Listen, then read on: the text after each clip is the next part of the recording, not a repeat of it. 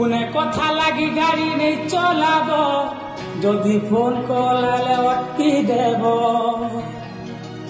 निशा जिनिस खाली गाड़ी नहीं चलाब जानी जानी विपद के बरण नहीं करब तुमर बाप के देखी घरे थी संताकी केते बेले आवे बोली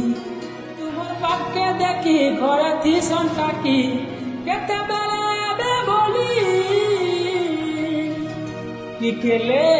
ठेले पछे नहीं हुए तो किछि जियान दे गाड़ी चलाबो निजे रही करी सकती टिकले ठेले पछे नहीं हुए तो किछि